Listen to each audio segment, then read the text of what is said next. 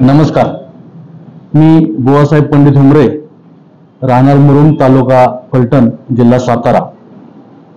माझं प्राथमिक शिक्षण मुरुम या ठिकाणी झालेलं आहे, जिल्हा परिषदच्या शाळेमध्ये, आणि माध्यमिक शिक्षण हे कारखान्याच्या कंपनीच्या थोडक्यात शाळेमध्ये साकवडीत झालेलं आहे.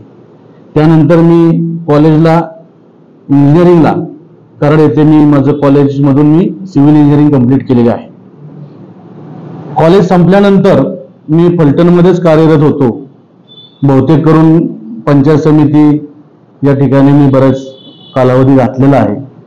परंतु सर्वांप्रमाणेच माझ्या लक्षात असं आलं की रोजगारासाठी बहुतेक बाहेर जावं लागलं.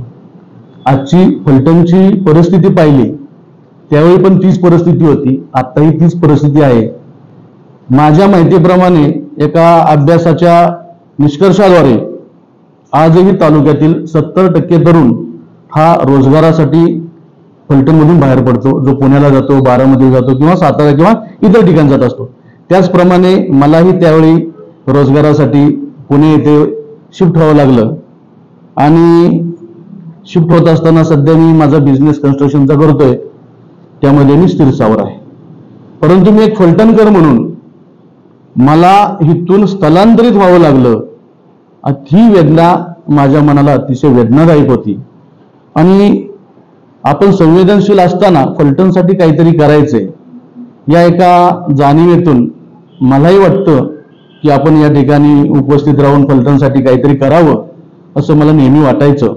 की संधी मी याआधी प्रयत्न केला होता, परंतु मी आता या ठिकाणी 100% ठरवलं आहे की या विधानसभेसाठी मी शरदचंद्रजी पवार साहेब राष्ट्रवादी काँग्रेस या गटातून मी उमेदवारी मागितली आहे आणि मी इच्छुक म्हणून तिथं फॉर्म भरलेला आहे.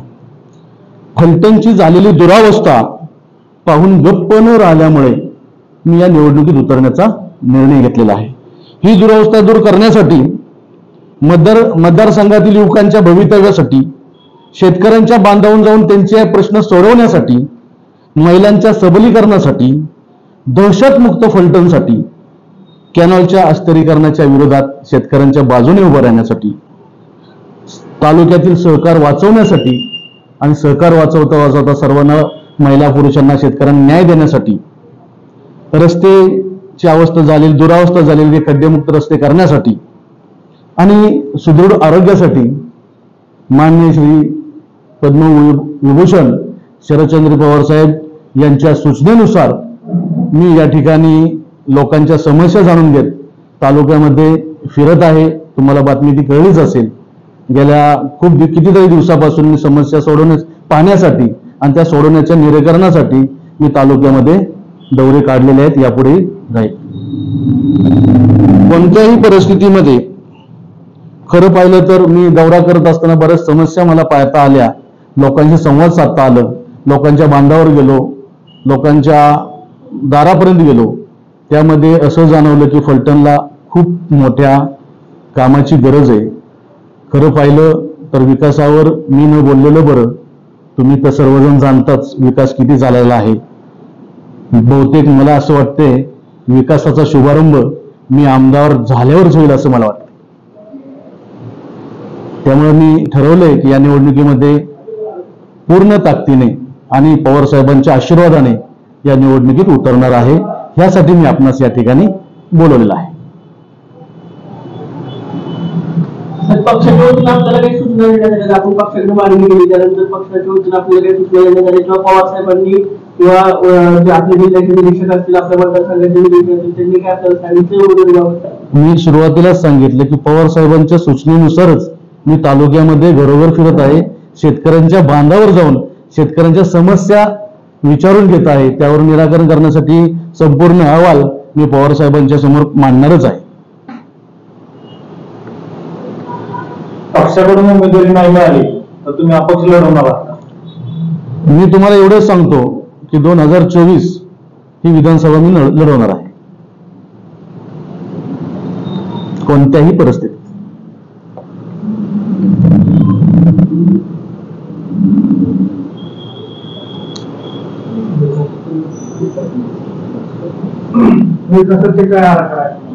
विकासाचा आराखडा मी तुम्हाला आत्ताच सांगितलं की विकासाबद्दल खरं तर न बोललेलं बरं. थोडक्यात मी सांगायचं म्हटलं तर समजा आता सुरवडीला आपली कमीन्स आलेली आहे. एक मोठा उद्योग पवार साहेबांच्या विचारातून किंवा त्यांच्या सहकार्याने आपल्या तालुक्यामध्ये खूप मोठा उद्योग आला. पण तो उद्योग आलेला आता बरेच दिवस झाले ना, बरेच वर्ष झाली. खरं त्यानंतर MIDC वाढली गेली पाहिजे. ते तालुक्यातील भूमिपुत्रांना त्या ठिकाणी न्याय दिला पाहिजे होता, परंतु तसं दिसत नाहीये. त्या भूमिपुत्रांसाठी मला लढायचंय. अजूनही तालुक्यामध्ये मोठ्या मोठ्या MIDC गरज होईल, परंतु त्या आलेल्या नाहीयेत. महिंद्राचं काय झालं हे खरं विचार करण्याची गोष्ट आहे. नाईक बोमवाडीमध्ये आपण MIDCचा प्लॅन केला, त्याचं पुढे काय झालं? खरं तर तुम्ही प्रश्न विचारले पाहिजेत. अतिशय चांगले प्रश्न विचारला तुम्ही विकासाबद्दल. खरं मी तुमचे आभारी आहे की विकासाबद्दल कोणतरी विचारणार आहे या तालुक्यामध्ये. मी तुमचं खरं आभार मानतो. नाईक बोमवाडीमध्ये MIDC आली, काय आलं पुढे त्याचं? लोकांना रोजगार कसा मिळणार? आजही लोकांनी बारामतीला, पुण्याला, सातारला जायचं का? ह्या विषयावर कोणी विचारणा केली पाहिजे. मी तर माझं तर असं मत आहे, विसाळे साहेब, माझं असं मत आहे की आता आपण MIDC नाही, फलटणला IT कंपनीची गरज आहे. आज इथल्या कंपनीमध्ये पगार किती मिळतोय गावडे साहेब? 10-12,000, 15,000. अहो, ही फक्त सलाई नाही तुमच्यासाठी. तुम्ही फक्त जगू शकता, प्रगती करू शकत नाही. तुम्हाला प्रगती करायची असेल तर मोठे मोठे पगार तुम्हाला इथे उपलब्ध झाले पाहिजेत. त्यासाठी मी पवार साहेबांच्याकडे IT कंपनीची मागणी यापूर्वीच केलेली आहे. तेव्हा आता फलटण हा विकासाच्याही पुढे जाणार आहे, नक्की विकास होणार आहे. साहेबांचं वैयक्तिक लक्ष आहे या ठिकाणी आणि चांगले चांगले मोठे मोठे उद्योग IT कंपनीसारखे आम्ही मागणी केलेली आहे. तुमच्या साथीनगर अजून मागणी करू. मी तुम्हाला आधीच सांगितलं की साहेबांच्या सूचनेनुसार मी तालुक्यामध्ये कार्यरत आहे. मतदारसंघात किती गाव आहेत? गावं किती आहेत यापेक्षा 341 बूथ आहेत हे महत्वाचं आहे. त्या ठिकाणी बूथ लेवलला आम्ही काम करत आहोत. तिथील कमिट्या बनवणे, पक्षाच्या माध्यमातून वैयक्तिक माझे काही संपर्क आहेत या तालुक्यामध्ये. माझं पूर्ण बालपण गेल्यामुळे माझा मित्र परिवार खूप मोठा आहे आणि यावेळी समाजाच्या माध्यमातून नक्कीच मला त्यासाठी समाजाच्या माध्यमातून मला प्रेरणा मिळालेली आहे आणि मला असं वाटते यावेळी बौद्ध आमदार नक्कीच होईल असं दिसतंय.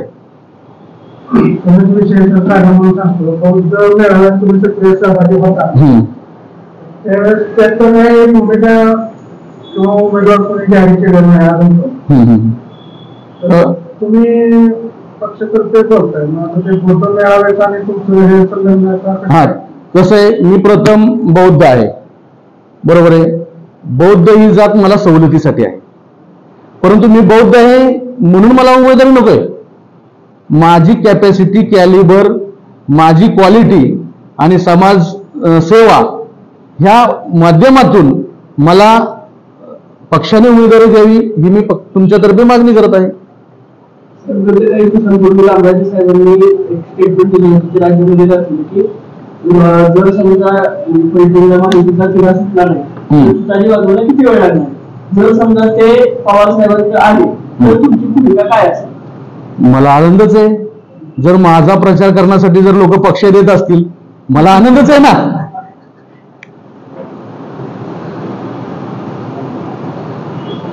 पवार साहेबांची उमेदवारी, पवार साहेबांच्या पक्षाची उमेदवारी तुम्हालाच मिळाली यावर तुम्ही कन्फर्म आहात? त्याची काही खूप कारणे आहेत.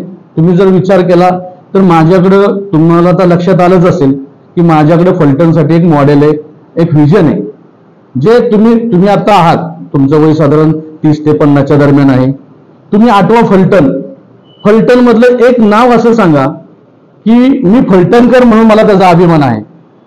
असं काय कुठली गोष्ट आहे का की फलटण मध्ये माझ्या आहे कुठंच काय नाहीये? आजही आपला इथला युवक रोजगारासाठी बाहेर पडतो, आरोग्यासाठी महिला मुलं सगळी बारामतीला जातात.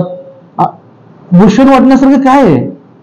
तेच तर निर्माण करायचे आपल्याला की आपल्याला असं अभिमान वाटला पाहिजे फलटणकर म्हणून. मी फलटणकर म्हणून, मी माझा फलटणचा जन्म आहे. माझा जन्म होळ मुरुम मल्हारराव होळकरांसारख्या त्यांचा जन्म झालेला त्या ठिकाणी माझा जन्म झालेला आहे. मी फलटणकर म्हणून मला अभिमान आहे. म्हणून तर मी तेच विचारतो तुम्हाला. उलट तुम्ही प्रश्न विचारले पाहिजेत की फलटण मध्ये अशी कोणती गोष्ट आहे की तुम्हाला ती भूषणावं वाटते. आज तुम्ही म्हणताल राम मंदिर तर 250 वर्षापूर्वी झालेलं आहे का वेगळं काय? इथं आरोग्यासाठी बाहेर जाते, रस्त्याला मला वाटतं गटर नाही आहेत, रस्त्याची दुरवस्था, महिलांना इथं स्वयंरोजगारासाठी काय शेतकऱ्यांचे गट नाही आहेत की शेतकरी गट कुणीतरी स्थापन करावेत, त्यांनी पिकांचं नियोजन करावं, नियोजन करता करता त्यासाठी मार्केट उपलब्ध करून द्यावं. शेतकऱ्यांसाठी लढणारे दिसतंय का कोण? आहेत, असतील, मी असं म्हणत नाही की नसतील, परंतु त्याला प्रभावीपणे काम करायचं असेल, शेतकऱ्यांच्या बांधावर जाणारा यापूर्वी कुठला प्रतिनिधी पाहिला का तुम्ही? आज जो प्रतिनिधी तुमचा आपण निवडून देतो या ठिकाणी मतदारसंघातून, तो कधी बांधावर गेलेला आहे का? नाही ना. आपल्याला कुणाशी हे करायचं नाहीये, तुलना करायची नाहीये किंवा काय करायचं नाही, परंतु एक मला या मतदारसंघातून फलटण कोरेगाव विधानसभा मतदारसंघातील प्रत्येक नागरिकाचं नेतृत्व नाही, शब्द नीट समजून घ्या, नेतृत्व नाही, मला प्रतिनिधित्व करायचं आहे आणि त्यांच्या समस्या सोडवण्यासाठी मी यापुढे पूर्ण वेळ 24 तास कार्यरत राहणार आहे, तशा मला सूचना आहेत. युवकांसाठी आपलं विजन काय? युवकांसाठी मी तुम्हाला आधीच सांगितलं की MIDC होत राहणार आहेत. तुमचं विजन काय? आता पाठीमागे झालं, तुम्ही काहीतरी विजन ठेवलं असेल ना पुढे? आमच्या संकल्पना जी आहेत की तर कंपन्या आणण्याबरोबरच युवकांना स्वयंरोजगारासाठी आम्ही तयार करणार. या ठिकाणी तुम्हाला सांगायचं म्हटलं तर पुरुष बचत गट ही संकल्पना खरं आम्ही या ठिकाणी राबवणार आहोत. गावागावामध्ये पुरुष गट करून छोटे छोटे व्यवसाय कसे तयार होतील आणि कमी सारख्या कंपन्यांना कसं खरं तर पूरक व्यवसाय सुरू व्हायला पाहिजे होते, ते होताना दिसत नाहीये. त्यामुळे त्यासाठी आम्ही नक्की प्रयत्न करणार आहोत.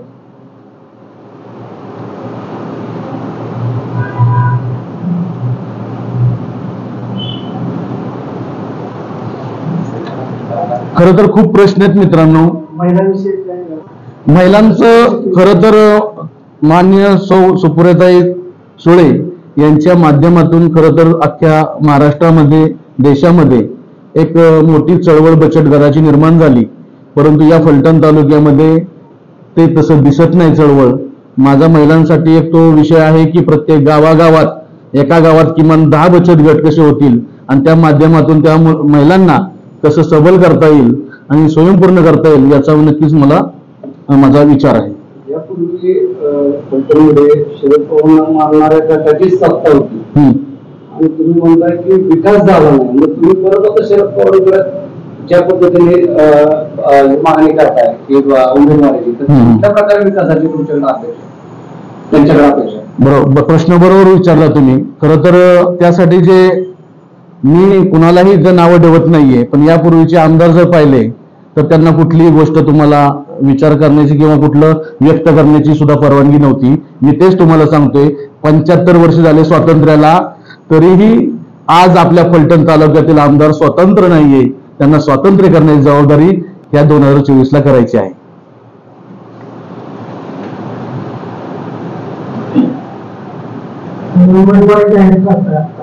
मी जाहीर नाही सर. इच्छा व्यक्त हा हा हा त्याबद्दल तुम्ही तुमच्या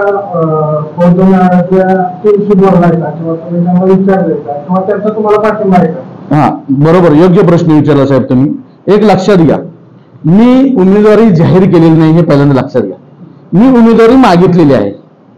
समाज म्हणून एक माझी भावना आहे की बाबा आम्हाला एक समाजातील एक आरक्षित म्हणून एक मोठा गट, मोठा भाऊ म्हणून खरं तर 15 वर्षात खरं संधी मिळायला हवी होती. परंतु ठीक आहे, पवार साहेबांनी ज्यांच्या हातात सत्ता दिली होती किंवा ज्यांना पाहायला लावलं होतं त्यांना ते आमच्यातला कोण तसं संधी मिळालेली नाहीये. ती संधी बहुतेक आत्ता मिळालेली आहे विकास करण्यासाठी किंवा समाजाला नेतृत्व देण्यासाठी. मी तुम्हाला तेच सांगितलं की आम्हाला नेतृत्व नाही करायचं, प्रतिनिधित्व करायचं आहे आणि समाज नक्कीच माझ्या विचारांचा, माझ्या मनातील असलेला फलटणसाठीचा विकासाचे पर्व किंवा एक विजन असलेलं जर समाजाने स्वीकारलं तर मला वाटते मतदारसंघातील लोकही स्वीकारतील असं मला वाटते. त्या टीमच्या लोकांशी तुमचं बोलणं झालंय का किंवा पाठिंबा आहे? बरोबर आहे, पाठिंबा कोणीच कोणाला नाही. एक समाज म्हणून आम्ही जेव्हा एकत्र आलो की आमची भूमिका एकच होती की आमच्या समाजातील कोणालाही द्या, त्यामुळे बुवासाहेब हुमरेंनाच द्या किंवा XYZ ला द्या असं काही समाजामध्ये ठरलेलं नाहीये. समाज एकत्र आला होता की बाबा आम्हाला प्रतिनिधित्व द्या म्हणून. समाज त्यासाठी कुणासाठी आलेला नाहीये. हे असं मला वाटतंय.